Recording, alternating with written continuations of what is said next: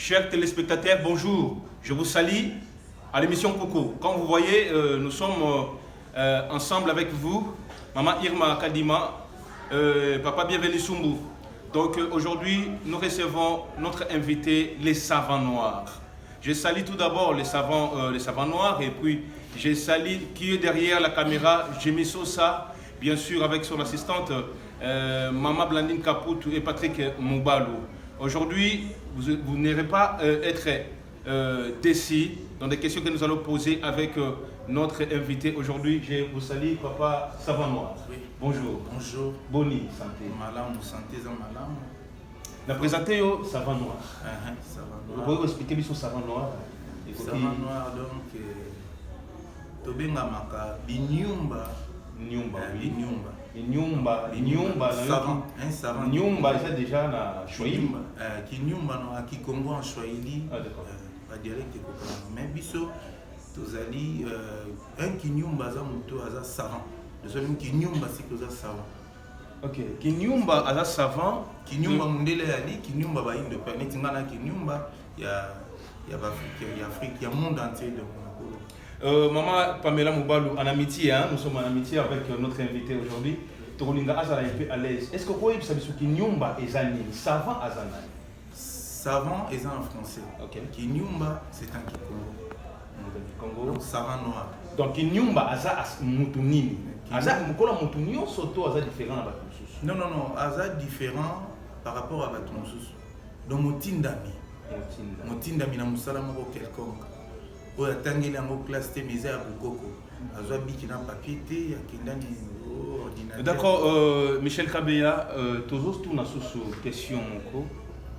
Tomona kiyo ya na koleka na nzela na eloko ozanango na ebite représenter biso ezali. Oyo ezali bifle tangawisi donc pakasa ya batangawisi. Pakasa ya batangawisi. Do ezali tangawisi constitué na 150 plantes médicinales antibiotiques. Vous pouvez expliquer biso? Antibiotiques wana tozwaka antibiotiques ya ba plantes médicinales bambuma nango écorce nango ba racine nango to bongisi yango malamu to pikoli to bongisi to sukoli to tandi kauki to broya mon ministère de la santé toujours contrôleur biso. Tout d'abord nazali membre ya INAGECO, okay. Inspecteur national to bongisi yango so to bongisi esili. Après, tu vas dire que dispatcher à mon sachet, tu tiens un emballage, une explication complète. D'accord. Oyo, Pakasa, va dessiner Pakasa à bifle, il est plus fort. Donc, cela veut dire que Tangawi, c'est une sous Basali, Oyo, on a un casque les caméras. Bon, ils ont un casque, ça fait 24 ans que nous avons déjà. Donc, Bissot Toko Bengayo, médecin traditionnel. Ah, médecin traditionnel. Donc, le médecin traditionnel, l'autre fois, il y a Mati, les Komoko à ça, Bakisi Yango Oyo. Mais ce qu'on vient Boyaka toujours, dans le Congo, dans les autres mobile et tout, à moi, si, pourquoi? Bon, Ezali na Batu Oyo, basala ka marketing ya biloko malamuté. Ok. Ngala mutinda maintenant que mutinda mina ko expliquer vraiment tina ya biloko Oyo. Kisi lokola mupesi-pesi. Oto tchaka na kati etreta kosu ongi coronavirus. Donc Tommy Salou, Gabana Jordan. Moutazui biso kisi ya coronavirus hier. Parce que a prononcé déjà coronavirus. Oui. Cela veut dire na kisi to traiter coronavirus. Coronavirus et puis to tchaka misisa ya Congo bololo ou ya Jean les autres traités le coronavirus to tchaka sous tetilu même. Oba bengi bonobo. Ils ont ma casse pour les gars de Mississauga. Et qui est partout Londres, Genève, Paris, Bruxelles. Est-ce que l'État s'allie comme Bon, l'État a ebinga bandakala. Ebinga bandakala pour Moussale Bandi Bandaka traversis na grand frère et Nenabiso Félix Atemo. Président MJK à l'époque. Ti a Kufa, poison, mais telle la histoire babomba ngote. Nga petam na yé to zela ki na yé titi na yé kozwa relève na 2000 ans. 2000 ans, ti lelo nazo continuer là. Donc, on va expliquer biso que qui sinayo oyo. Nous sommes bien la coronavirus à Robik. Oui, ce mutation na coronavirus et que azo zoyango. Ko remarquer bien que kosu ba forte fièvre ba kingo ko kanga makolo ko vimba makolo ko lenga, même azana hernie discale, azana festile, azo sumba miyo ito makila.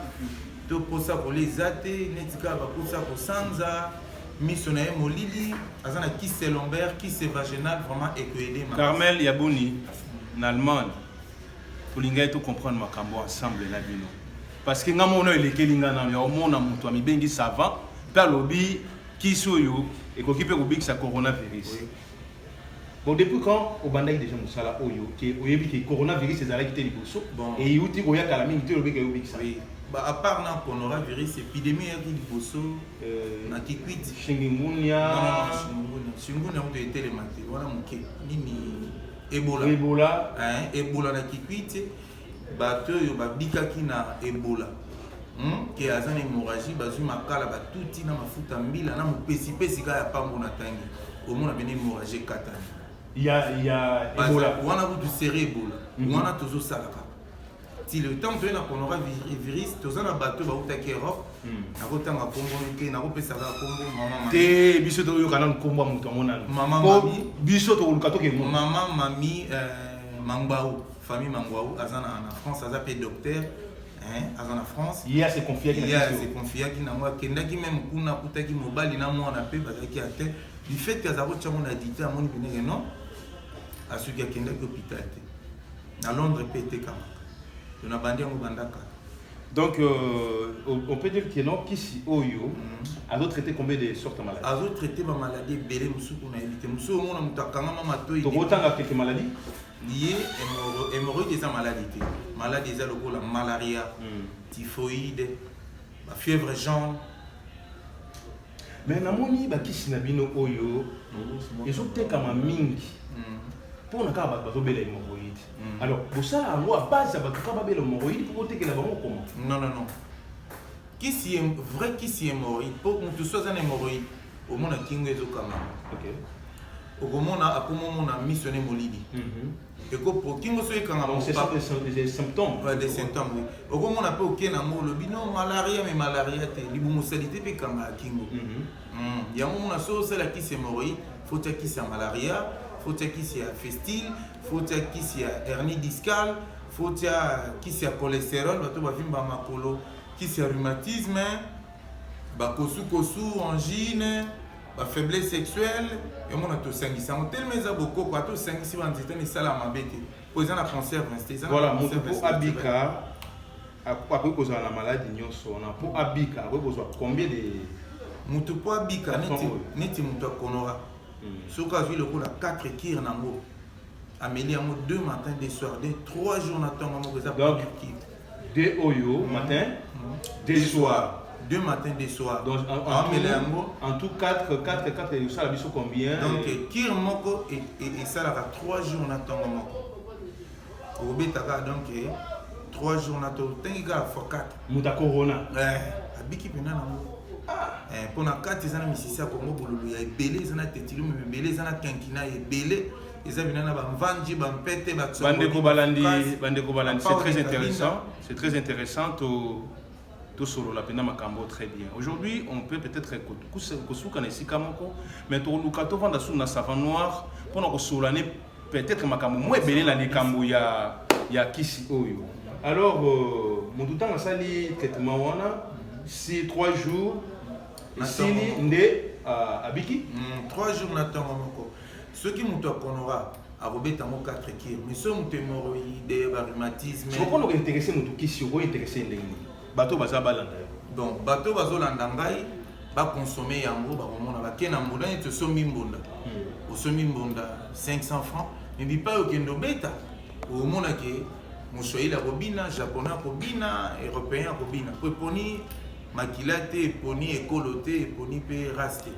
Refil Mubalu, makambo ngana rundi mango penzate RS ba jolibité Mubalu Ribin na ondi mapena makambo te mais na luka ngana tuna kaka pour peut-être que tu peux te faire bon, si on est dans le bateau, il y a des gens bon, Nabiso, selon conseil gratuit, tu vas payer sa bisonnette, présent en dessous, il y a un conseil, même l'État congolais. Sous les bains, oui, il y a des bon, Ngaï, conseil, va payer ça, va mettre maître Martin Moussoula, neti président de la mission nationale, papa Ochudi, Aloba, ce qu'on dit Moutou. Aza déjà na centre moko traditionnel ponga eza atel Afrique a traduit la route ceux qui au quotidien mutu moko aza na centre moko okendo boto la été to influencer nga na leki ete nga loba na leki te bango baleki nga mais consommer plan na mo na kisi na nga ezo sala makambo yo ekoleka pe bango donc tu dis biso ka to consommer ka ndo consommer donc doza na ba effet secondaire na kati ya kisi na yo bon kisi oyo moi 16e ya melaka te so moi 16e ya meli dans 30 minutes akoseni makasi kolo efungwama so pozozo ba antibiotique bato bakomela yango te mais so meli yango ozalaki na fièvre omona bena fièvre dimi mosusu mpe ozo na fièvre na kati ekobimisa yango komela no kisi ya mondele te melaka mai totia moto so omelaka gene omeli ya gene so omelaka whisky fontan omeli mais omona komela so kisi mosusu te na poko na bisir na yo bière pe mela na bamela yango na dité na café na masanga na soupe bilia na mai même ya pamba bofungolo bando tafuna soko ka babololo ba dégou ba nzete omo ozala gere d'accord photo chango na verre ofungoli yango ofungoli ezaka na sachet boye ofungoli boye